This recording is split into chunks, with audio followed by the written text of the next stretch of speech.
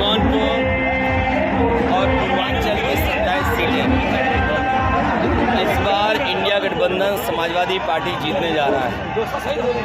जिन्होंने 10 साल में महंगाई, बेरोजगारी और किसानों को धोखा दिया और आज अगर 10 साल पीछे मुड़ करके देखते हैं तो फौज की नौकरी अग्निवीर बना दी। 4 साल की नौकरी कोई स्वीकार नहीं कर सकता। 25 लाख करोड़ से ज़्यादा किसानों का कर्ज माफ, वो उद्योगपतियों का कर्ज माफ़ किया, लेकिन किसानों का कर्ज माफ़ नहीं हुआ।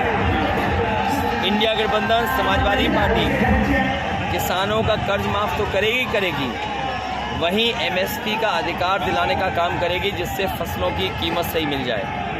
जो 30 लाख नौकरियां हैं वो दी जाएंगी और गरीब महिलाओं के लिए उनके अकाउंट में 1 लाख रुपए भेजा जाएगा।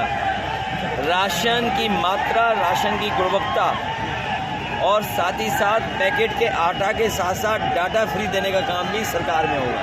सर, भाजपा वाले कह रहे 400 पार, क्या लगता है इस बार आपको? ये 400 पार का मतलब क्या होता है? आप पत्रकार साथी हो, नदिया के पार। अरे यहाँ तो बड़ी फेमस फिल्म बनी थी, नदिया के पार। तो नदिया के पार का मतलब क्या हुआ? उस पार, सड़क के पार। मोदी जी कहा 4 जून की मूर्ति बटेगी पूरे देश में। 400 पार। तो इसीलिए वो बोल रहे हैं कि 543 सीटों में 400 के बाद जीतेंगे, तो वो 143 हैं, लेकिन 140 करोड़ की जनता इन्हें 140 सीटें भी नहीं देगी। जौनपुर का मेडिकल कॉलेज आज भी महीने के बाद क्या? देखिए, जौनपुर का मेडिकल कॉलेज, जौनपुर में जो एम्बुलेंस चलाई गई थी वो व्यवस्था ख़राब कर दी। पुलिस को जो रिस्पांस सिस्टम 100 नंबर दिया था वो ख़राब कर दिया। जो मेडिकल कॉलेज आज आधुनिक खंडर की तरह खड़ा है, न डॉक्टर्स हैं, न पैरामेडिकल स्टाफ है, न वहाँ असिस्टेंट प्रोफेसर हैं, न प्रोफेसर्स हैं, क्योंकि आपके मुख्यमंत्री खुद उल्टा पुल्टा मुख्यमंत्री हैं, जो बिजली के कारखाने का नाम न ले पाए हों आज तक। और फिर जब हम लोगों ने सवाल किया तो क्या कहते, 46 में 56 IAS यादव हो गए थे, जिन्होंने झूठ बोला उस सदन में और सदन के बाहर। ये जनता सब समझ गई है इस बार, इसलिए जनता इनके खिलाफ मतदान करने जा रही है।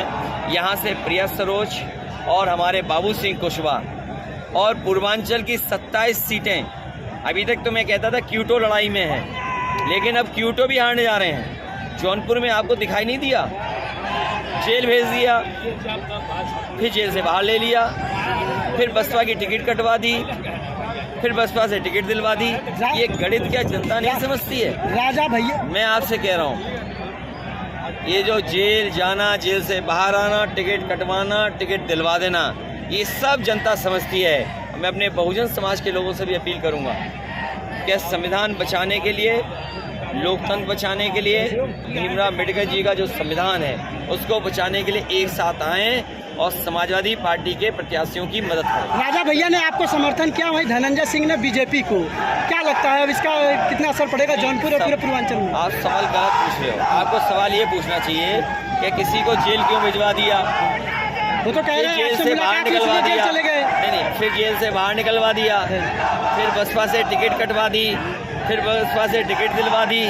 तो ये जो खेल है, जो मिला जुला खेल है, अंदर ही अंदर जो मिले हुए लोग हैं, इस बार जनता सब हिसाब किताब करने जा रही है। आप पर आरोप, भीड़ देखने के लिए क्या कहेंगे? मुझे खुशी है कि अब फोर्स भी बढ़ गया है, अब फोर्स भी सुरक्षा देने लगा है, क्योंकि इनको भी डर है कि अग्निवीर की तरह इनकी भी 4 साल की नौकरी ना हो जाए। सर, आप पर आरोप लगाते हैं ये कि आप माफियाओं का समर्थन करते हैं, इस पर आप क्या कहेंगे? ये बताओ, हम माफियाओं का समर्थन करते हैं?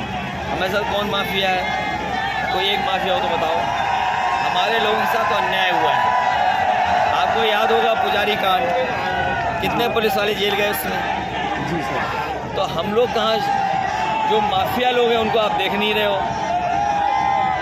आप तो जानते हो माफिया कौन है? जी सर।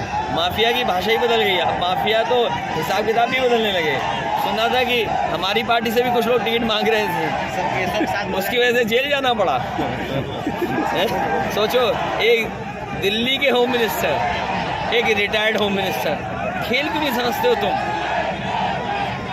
और ये बम्बई वाले सब तार जुड़े हुए हैं। सर क्या लगता है इस बार जनता सब समझ रही है। मजलिस और लोकसभा में कितने से जीत होगी सर? प्रिया सरोज इस बार ऐतिहासिक वोटों से जीतेंगी। सर आज केशव शर्मा ने प्रयागराज में प्रेस कॉन्फ्रेंस में था, ट्रेलर का पिक्चर अभी बाकी अगर सरकार में आएगी। अभी तो टेंट खाली थे, पंडाल खाली थे, अच्छा हुआ प्रेस कॉन्फ्रेंस में आ गए, क्योंकि नहीं तो ये क्या करते थे, इनके जो कार्यक्रम होते थे तो आशा कार्यकर्ता और जो सरकारी कर्मचारी हैं उनकी ड्रेस बदल करके, हमारे पुलिस भाइयों की भी ड्रेस बदल के उन्हें सीटें भरने के लिए बैठा देते हैं। तो कम से कम अब तो स्थिति उन्हें साफ हो गई होगी।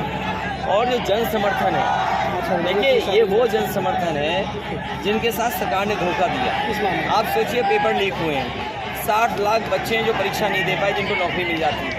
यही 60 लाख अगर माँ बाप और जोड़ दें तो एक परिवार में 3 लोग नाराज हुए तो 60 लाख गुणा 3, 1 करोड़ 80 लाख, और 1 करोड़ 80 लाख का अगर हम भाग दे देंगे 80 लोकसभा से, तो हर लोकसभा से 2,25,000 वोट कम हो गया।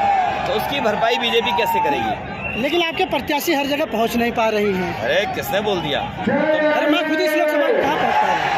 आजकल तो सोशल मीडिया है, जाना आना है। अरे हम तो कह रहे हैं कि हम और तुम नहीं पहुंच पा रहे, तुम्हारे चैनल को भी सब्सक्राइब करने के लिए कहते हो कि भाई सब्सक्राइब कर लो तो हमारा चैनल तुम तक पहुंच जाए। तुम्हें नहीं पता क्या? अच्छा पता है तब ठीक है।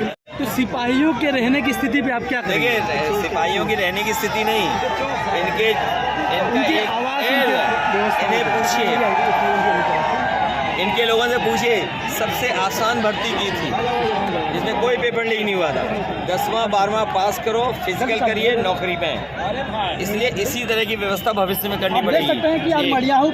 दूसरा, जब प्रमोशन देने की बात हुई तो बड़े बड़े अधिकारी चाहते थे कि प्रमोशन में परीक्षा हो, बिना परीक्षा के प्रमोशन दिया। फिर रिस्पॉन्स सिस्टम जो दिया पुलिस को 100 नंबर, क्योंकि एक कांस्टेबल है, कांस्टेबल जो भाग के दौड़ के पकड़ता है उसको कम से कम सुविधा मिले, मोटरसाइकिल गाड़ियाँ दी। तो ये सब चीज़ें समाजवादियों ने दी। समाजवादी लोग हमेशा प्रोग्रेसिव बात करते हैं, इसीलिए पीडीए है। एनडीए नेगेटिव बात करती है, नकारात्मक राजनीति करती है। नेगेटिव है तो इसलिए एनडीए है, पीडीए प्रोग्रेसिव है, एनडीए नेगेटिव है।